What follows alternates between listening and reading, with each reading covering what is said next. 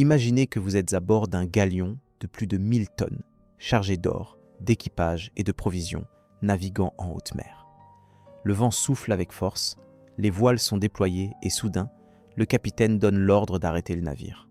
Mais il n'y a ni moteur, ni frein, ni même une hélice que l'on pourrait éteindre.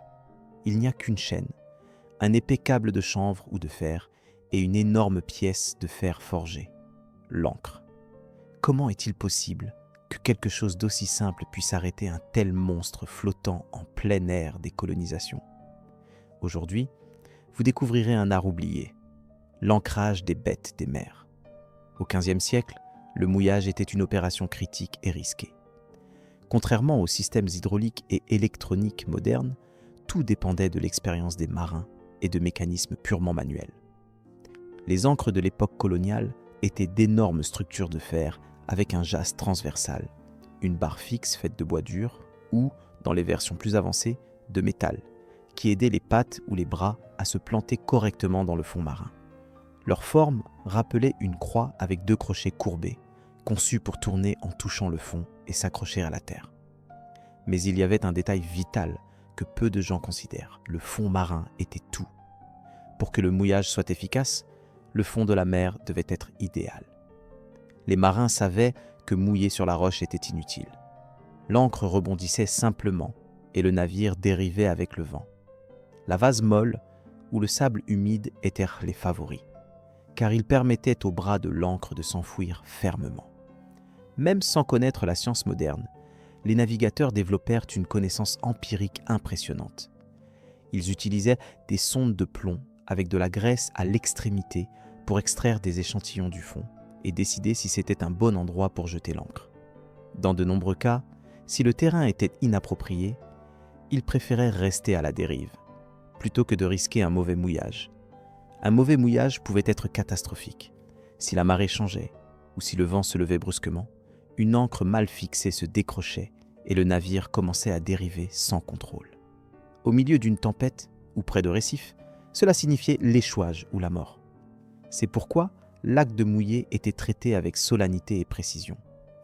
Il fallait des dizaines d'hommes pour laisser filer la chaîne ou le câble, s'assurer que l'ancre tombait verticalement, puis observer attentivement si le navire se stabilisait. L'ancre seule n'arrêtait pas le navire. Sa puissance résidait dans la manière dont elle s'unissait au fond, dans la tension du câble et dans le savoir ancestral de ceux qui la manipulaient. Quand on observe un immense galion flottant calmement près d'une côte, on pourrait penser que c'est l'ancre plantée dans le fond qui l'a arrêté. Mais ce n'est qu'une partie de l'histoire. Durant l'ère des colonisations, les marins savaient que le véritable secret pour maintenir un navire en place n'était pas uniquement l'ancre, mais le poids de la chaîne elle-même ou de l'épais câble de chanvre quand le métal n'était pas envisageable. Une chaîne lourde étalée le long du fond marin créait une résistance énorme qui absorbait la force du vent, des vagues et des courants. L'ancre, dans de nombreux cas, était simplement le point d'attache final, l'élément qui empêchait la chaîne de déraper librement. Le poids de dizaines de mètres de chaîne métallique ou la tension constante d'un câble saturé d'eau et de sel était ce qui maintenait véritablement à flot et stable ces colosses des mers. Ce principe physique a un nom élégant, la chaînette. Il s'agit de la courbe naturelle que forme une chaîne suspendue entre 2 points lorsqu'elle retombe sous son propre poids. Dans le cas des navires coloniaux, la chaînette s'étendait de la proue du navire jusqu'au fond de la mer, permettant que le mouvement du bateau provoqué par la houle ou par des changements de vent soit absorbé de manière graduelle par cette courbe. Si une rafale poussait le navire, la chaînette ne se tendait pas d'un coup, mais se redressait peu à peu, dissipant l'énergie de la traction sans arracher l'ancre du lit marin. Cela évitait les secousses brusques qui pourraient compromettre la stabilité de l'embarcation et garantissait que même en mer agitée, le navire restait fixe comme une forteresse flottante. Mais pour obtenir cet effet, une opération délicate était cruciale. Calculer la longueur de chaîne à laisser filer. Si l'on en laissait trop peu, la courbe disparaissait et toute secousse se transmettait directement à l'ancre, avec le risque de la casser ou de la déterrer.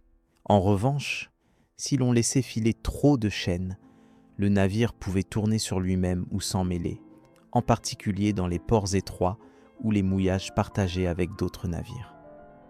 Les capitaines expérimentés savaient qu'en règle générale, il était nécessaire de laisser filer entre 5 et 7 fois la profondeur de l'eau en longueur de chaîne.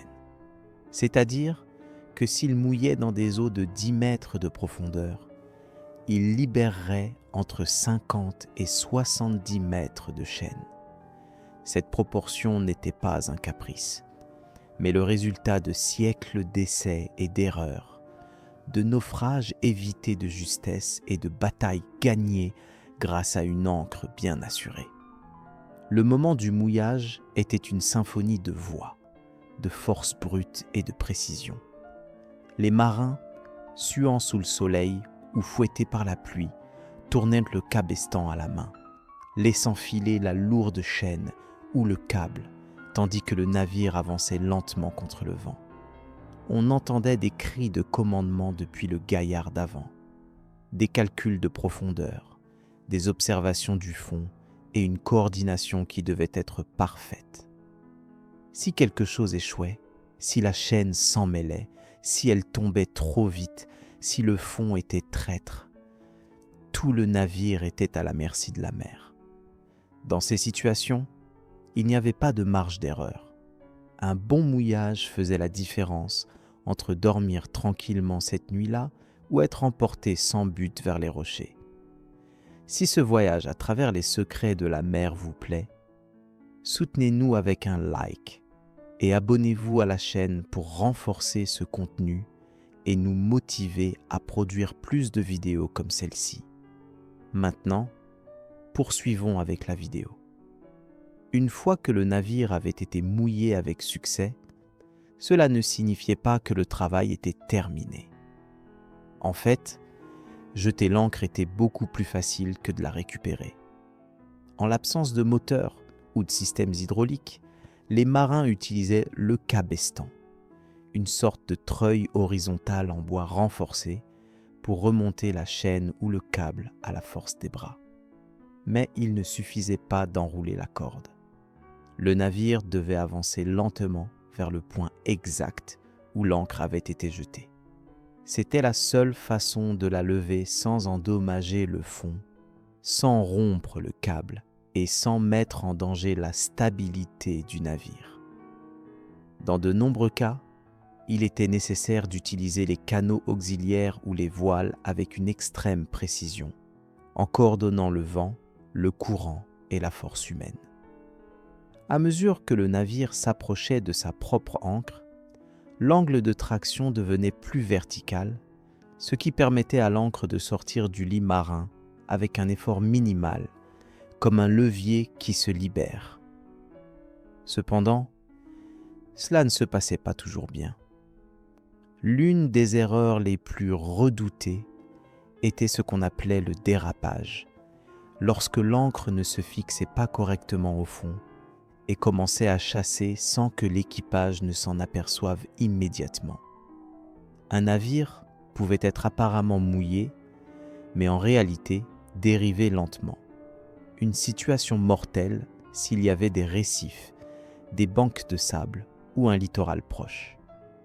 D'autres fois, l'ancre restait coincée entre des rochers ou des coraux, et en essayant de la récupérer en force, la corde se rompait ou la structure métallique était endommagée.